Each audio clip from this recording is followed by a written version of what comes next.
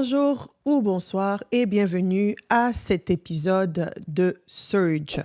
De Surge, une émission qui vous permet de pouvoir percer, sortir de votre zone de confort afin de pouvoir briller comme l'étoile que vous êtes. Alors aujourd'hui, nous aimerions parler de l'entrepreneuriat. C'est quoi être un entrepreneur? Qu'est-ce que ça prend? Qu'est-ce qu'il faut faire? Et ainsi de suite. Il y a beaucoup de mythes qui entourent le domaine de l'entrepreneuriat, certains qui sont faux, d'autres qui sont vrais, mais on va voir tout au long de cette émission, nous verrons durant les différents épisodes, nous verrons c'est quoi exactement un entrepreneur. Alors, nous allons commencer avec la définition sur l'entrepreneuriat. Alors, un entrepreneur, c'est une personne qui agit en toute indépendance, qui est responsable de ses actes. Il n'est pas placé sous la subordination juridique d'une autre personne. C'est ce qui le distingue du salarié. D'accord? Donc, une personne entrepreneur, c'est une personne qui fait son travail sans avoir nécessairement un patron au-dessus d'elle pour lui dire quoi faire, comment faire les choses. Alors, selon ma définition à moi, moi, Safia Bella, selon ma définition à moi, un entrepreneur, c'est une personne qui offre un service ou un produit. En échange, elle reçoit de l'argent.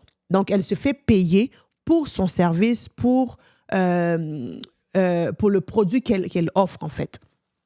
Et on voit souvent les gens qui ne se définissent pas comme étant des entrepreneurs. J'ai souvent eu, pendant mes sessions de coaching, des personnes qui se disaient que moi, je ne suis pas un entrepreneur. Moi, je ne sais pas c'est quoi ça, un entrepreneur. Moi, je fais juste vendre mes petites choses à côté, puis ça passe. J'ai eu une personne qui était coiffeuse parce qu'elle coiffait à la maison. Les clients venaient chez elle, moyennant un certain montant. Elle faisait aussi à manger. Donc, quand il y a des événements, on la contacte, elle fait service traiteur et elle offre ce service-là.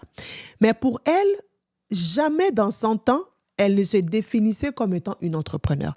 Elle ne se voyait pas du tout comme étant une entrepreneur. Alors, il a vraiment fallu qu'on puisse travailler, lui faire comprendre c'est quoi un entrepreneur. L'entrepreneuriat, en fait, c'est quoi?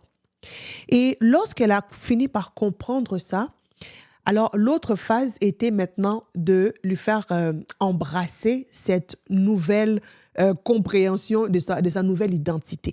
Parce que c'est une identité qu'on a en tant qu'entrepreneur. Tout comme nous avons plusieurs identités.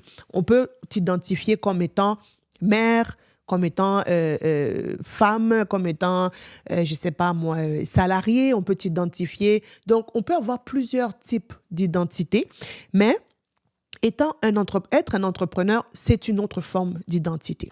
Alors, il faut aussi l'accepter. Il faut connaître c'est quoi ton identité en tant qu'entrepreneur pour ensuite vraiment être capable de percer dans cette voie. Parce que tout part de l'identité. Si tu ne te connais pas, si tu ne sais pas ce que tu fais, comment est-ce que tu peux attirer le client pour que celui-là puisse venir chez toi afin de pouvoir acheter ou bien prendre le service que tu es en train de lui offrir? D'où l'importance de savoir c'est quoi un entrepreneur et de comprendre que parce que je suis en train de faire, je suis un entrepreneur. Alors, tu es peut-être en train d'offrir des services dans le sous-sol de ta maison. Il y a des personnes qui ont préparé une chambre dans leur maison où elles font la coiffure. Il y a d'autres personnes que dans le confort de sa cuisine, elles offrent de la nourriture à vendre à d'autres personnes. Ou tu as peut-être un service de traiteur où tu coiffes, tu fais la coupe des cheveux à partir de la maison. Cela fait de toi un entrepreneur. Dès le moment où tu offres un service, tu offres un produit et que tu reçois de l'argent en retour, tu es en train d'entreprendre. Alors, ne te mets pas dans les idées que pour que je puisse être en train d'entreprendre, je dois avoir un espace quelque part dehors où je suis en train de vendre. Je dois avoir un bureau, je dois avoir un magasin. Il faut que j'ai quelque chose déjà d'établi dehors, en dehors de la maison, pour que je puisse être reconnu comme étant un entrepreneur. Alors là, tu dois déjà savoir que c'est un mythe. C'est un mythe, c'est une fausse conception. Parce que l'entrepreneuriat, un entrepreneur, c'est une personne, comme je le disais, qui offre un service, qui offre un produit. Nous avons tout type d'entrepreneurs. Nous avons beaucoup dans différents domaines.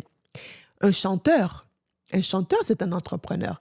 Que tu sois un chanteur gospel, que tu sois un chanteur qui fait de la musique R&B, tu fais de la musique, je ne sais pas moi, rock, peu importe le type de musique que tu fais, tu es un entrepreneur.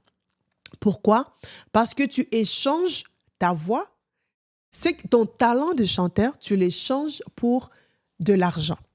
Parce que si tu le fais juste comme une passion, tu veux juste que les gens puissent entendre que, oh mon Dieu, quelle belle voix que cette personne a, oui, alors là, ça ne fait pas de toi un entrepreneur. Mais dès le moment où, en échange de ton talent, en échange du don que tu as en toi, et qu'on te donne, on te paye quelque chose, alors ça fait de toi un entrepreneur.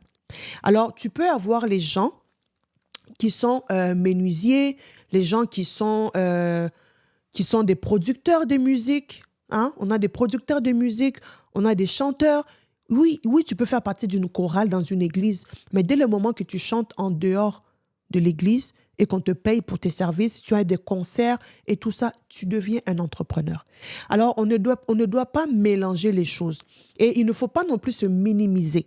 Il ne faut pas se dire que parce que je n'ai pas pignon sur rue quelque part dehors, parce que je n'ai pas un gros magasin avec, je ne sais pas moi, les délices de Safia, par exemple, écrit en gras, en haut, ça fait de moi une personne moindre que l'autre personne qui a déjà percé dans son domaine et qui a déjà un magasin établi dans la rue dehors.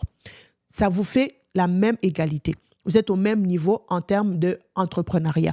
Maintenant, là où il y a différence, c'est le niveau. Il y a des entrepreneurs qui sont déjà établis. Il y a des entrepreneurs qui ont déjà, on les connaît déjà, qui ont commencé quelque part. Je ne veux pas faire la publicité des marques ici, mais vous connaissez les différentes marques de chaussures, vous connaissez les différentes marques de vêtements et tout ça. Ce sont des entrepreneurs qui, à la base, ont commencé à partir de rien. Alors, c'est très important de ne pas se minimiser parce que toutes ces personnes que nous voyons ont commencé avec quelque chose. Ont commencé quelque part. Nous avons certaines personnes qui ont eu à partager leurs témoignages sur leur faible commencement. Comment est-ce que ces personnes-là ont débuté avec leur entreprise? Et il y en a qui vous diront que elles ont commencé tout simplement en travaillant sur leur table de cuisine. D'autres vont vous dire que mon espace de travail, c'était mon sous-sol. D'autres vont vous dire que mon espace de travail, c'était ma chambre en haut. Alors, toute personne commence quelque part. Et comme j'aime toujours le dire, avant que tu puisses atteindre le chiffre 100, tu dois d'abord commencer par le chiffre 1. En commençant par le chiffre 1, tu montes, jusqu'à ce que viendra un jour où tu vas atteindre le chiffre 20 et un jour tu vas atteindre le chiffre 50 jusqu'à te rendre à 100. Alors, il ne faut pas se minimiser.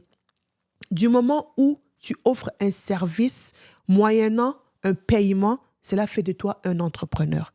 Alors, dès aujourd'hui, bannis de tes pensées que tu n'es pas un entrepreneur parce que tu ne fournis pas, parce que tu n'as pas le gros camion avec ton nom de business dessus. Donc, ça fait de toi une personne qui a moins de valeur qu'un autre entrepreneur qui a, par exemple, son building, la tour ou tout ça dehors. Non, tu es un entrepreneur, mais tu es juste à un niveau débutant.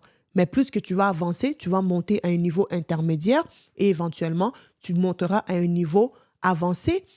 Et plus tard, on parlera de toi comme étant la personne qui a ouvert, je ne sais pas, toute une chaîne de salons de coiffure partout en Alberta, partout au Nouveau-Brunswick, partout en Colombie-Britannique.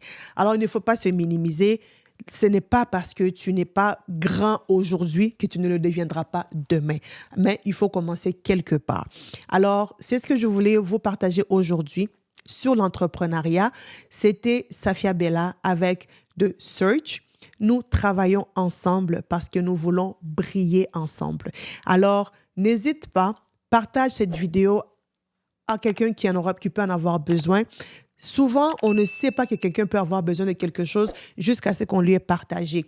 Et ensuite, la personne va nous dire, c'est ce que j'avais besoin d'entendre aujourd'hui. Alors, n'hésite pas, partage la vidéo, abonne-toi sur notre chaîne si ce n'est pas déjà fait et nous espérons vous retrouver à la prochaine épisode de Surge. À très bientôt.